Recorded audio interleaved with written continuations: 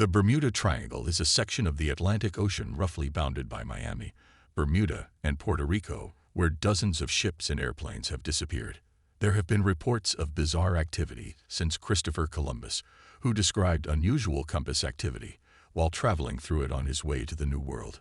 Today, we will delve deep into two of the most mind-puzzling mystery disappearances, including one in which the pilots of a squadron of U.S. Navy bombers became disoriented while flying over the area and none of the planes were ever found. And an especially infamous tragedy occurred in March 1918 when the U.S. Cyclops, a 542-foot-long Navy cargo ship with over 300 men and 10,000 tons of manganese ore on board, disappeared without a trace somewhere between Barbados and the Chesapeake Bay.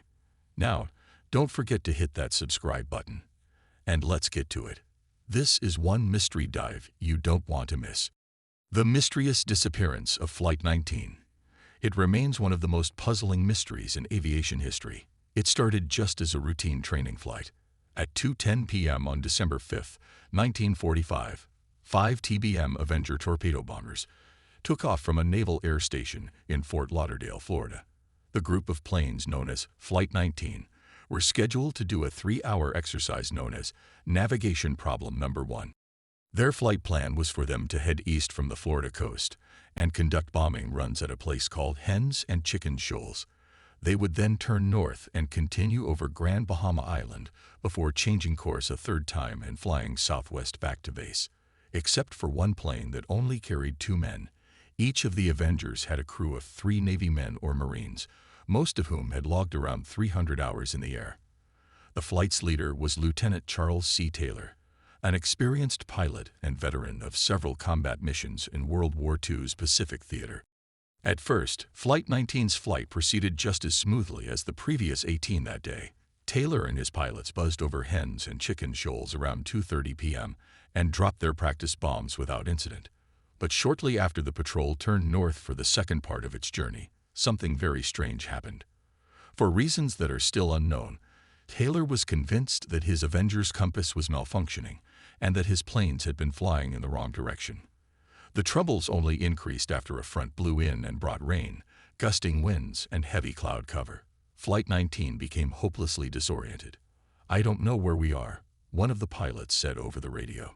"We must have gotten lost after that last turn." Lieutenant Robert F. Cox, another Navy flight instructor who was flying near the Florida coast, was the first to overhear the patrol's radio communications. He immediately informed the air station of the situation and then contacted the Avengers to ask if they needed assistance. "Both my compasses are out, and I'm trying to find Fort Lauderdale, Florida," Taylor said, his voice sounding anxious. "I'm over land, but it's broken. I'm sure I'm in the Keys, but I don't know how far down." What Taylor was saying didn't seem to make sense. He'd made his scheduled pass over Hens and Chicken Shoals in the Bahamas less than an hour earlier, but he now believed his planes had somehow drifted hundreds of miles off course and ended up in the Florida Keys. The 27-year-old had just transferred to Fort Lauderdale from Miami, and many have since speculated that he may have confused some of the islands of the Bahamas for the Keys. Under normal circumstances, pilots lost in the Atlantic were supposed to point their planes toward the setting sun and fly west toward the mainland. But Taylor was convinced that he was over the Gulf of Mexico. Hoping to locate the Florida Peninsula, he made a fateful decision to steer Flight 19 northeast, a direction that would only take them even farther out to sea. Some of his pilots seemed to have recognized that he was making a mistake. "Damn it," one man griped over the radio. "If we would just fly west, we would get home." Taylor was eventually persuaded to turn around and head west, but shortly after 6 p.m., he seems to have canceled the order and once again changed direction. "We didn't go far enough east," he said, still worried that he might be in the Gulf. "We may as well just turn around and go east again." His pilots probably argued against the decision. Some investigators even believe that one plane broke off and flew in a different direction, but most followed their commander's lead. Flight 19's radio transmissions soon became increasingly faint as it zigzagged out to sea. When fuel began to run low, Taylor was heard prepping his men for a potential crash landing in the ocean. "All planes close up tight," he said. "We'll have to ditch unless landfall. When the first plane drops below 10 gallons, we all go down together." A few minutes later, The Avenger's last radio communications were replaced by an eerie buzz of static. The Navy immediately got search planes to hunt for the missing patrol. Around 7:30 p.m., a pair of PBM Mariner flying boats took off from an air station north of Fort Lauderdale. Just 20 minutes later, however, one of them seemed to follow Flight 19's lead by suddenly vanishing off the radar. The remains of the Mariner and its 13 crewmen were never recovered, but it's commonly believed that the seaplane exploded shortly after takeoff. Flying boats were known for having accidents, and were even nicknamed flying gas tanks for how frequent they would catch fire. At first light the next day, the Navy dispatched more than 300 boats and aircraft to look for Flight 19 and the missing Mariner. The search party spent 5 days combing through more than 300,000 square miles of territory, to no avail. They just vanished, Navy Lieutenant David White later recalled. We had hundreds of planes out looking, and we searched over land and water for days, and nobody ever found the bodies or any debris. A Navy Board of Investigation was also left scratching its head. While it argued that Taylor might have confused the Bahamas for the Florida Keys after his compass malfunctioned, it could find no clear explanation for why Flight 19 had become so disoriented. Its members eventually attributed the loss to causes or reasons unknown. The strange events of December 5, 1945, have since become fuel for all manner of wild theories and speculation. In the 1960s and 70s, pulp magazines and writers such as Vincent Gaddis and Charles Berlitz helped popularize the idea that Flight 19 had been gobbled up by the Bermuda Triangle. Other books and fictional portrayals have suggested that magnetic anomalies, parallel dimensions, and alien abductions might have all played a role in the tragedy. In 1977, the film Close Encounters of the Third Kind famously depicted Flight 19 as having been whisked away by flying saucers and later deposited in the deserts of Mexico. Even if the lost patrol didn't fall victim to the supernatural, there's no denying that its disappearance was accompanied by many oddities and unanswered questions.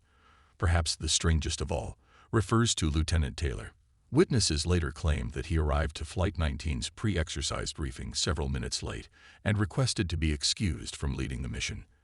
"I just don't want to take this one out," he supposedly said.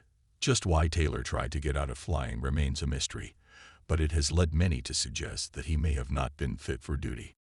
Also unexplained is why none of the members of Flight 19 made use of the rescue radio frequency or their plane's ZBX receivers, which could have helped lead them toward Navy radio towers on land. The pilots were told to switch the devices on, but they either didn't hear the message or didn't acknowledge it. What really happened to Flight 19?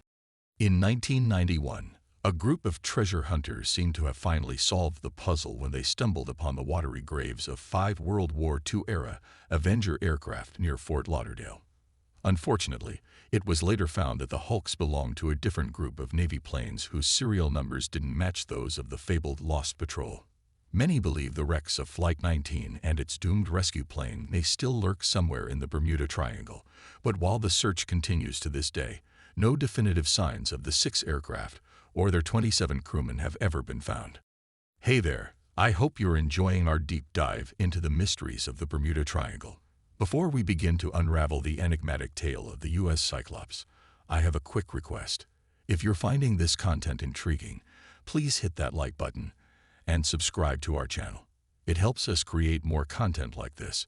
Also, don't forget to hit the bell so you won't miss out on any future mysteries we uncover. Now let's dive back into the abyss and uncover the truth behind these mind-boggling mysteries. What happened to the U.S. Cyclops? One of the largest ships in the U.S. Navy disappeared without a trace. More than 100 years later, its fate remains unknown. How could the biggest ship in the U.S. Navy vanish without a trace? This was the question on many people's minds in March 1918, when an enormous collier, the U.S. Cyclops, disappeared on a voyage between the West Indies to Baltimore. A century on, it's no closer to being answered. The Cyclops was nearly 550 feet long, with a crew of 306 people and around 11,000 tons of manganese aboard. She had been sailing successfully since 1910, traveling between the Baltic Sea, the Caribbean, and Mexico, and assisting with moving coal around the world and helping refugees. But in 1917, when America entered World War I, Cyclops became a key naval asset, transporting troops and coal to fuel other ships all over the world. In March 1918, the ship was given a new cargo, tons and tons of dense manganese ore, used in steelmaking. She left Brazil loaded up with the brittle metal, then voyaged to Barbados to resupply for the long journey home to Baltimore. The last known message from the ship said simply, "Weather fair, all well." But on the 9-day journey, something went awry, and no one from the ship was ever seen or heard again, vanishing without even an SOS. In a feature published a couple of years after the ship's disappearance, Santa Fe magazine described the strangeness of the disappearance. Usually a wooden bucket or a cork life preserver identified as belonging to a lost ship is picked up after a wreck, but not so with the Cyclops. They reported, "She just disappeared as though some gigantic monster of the sea had grabbed her, men and all, and sent her into the depths of the ocean." And the suddenness of her destruction is amplified by the absence of any wireless calls for help being picked up by any ship along the route. Throughout the decades, there have been a flurry of sometimes sensational theories about the ship's disappearance, as one among more than 100 ships and planes to have mysteriously disappeared in the so-called Bermuda Triangle, the region roughly bounded by Bermuda, Miami, and Puerto Rico. Was the ship eaten by some beast of the deep, carried off as evidence by UFOs, or simply scooped by a storm? At the time, people wondered whether the ship and crew had been the victim of a German submarine or raider. It was barely a year into the war, and the Cyclops would have made a strategic target. Yet nothing materialized, and as time went on, it has become less and less likely that German crafts had been in the area at all. Others have pointed fingers at the captain, George W. Worley. Months earlier, some members of the crew claimed Worley was a drunk, unsuitable to steer a ship. There were even reports of a minor mutiny staged on board the ship.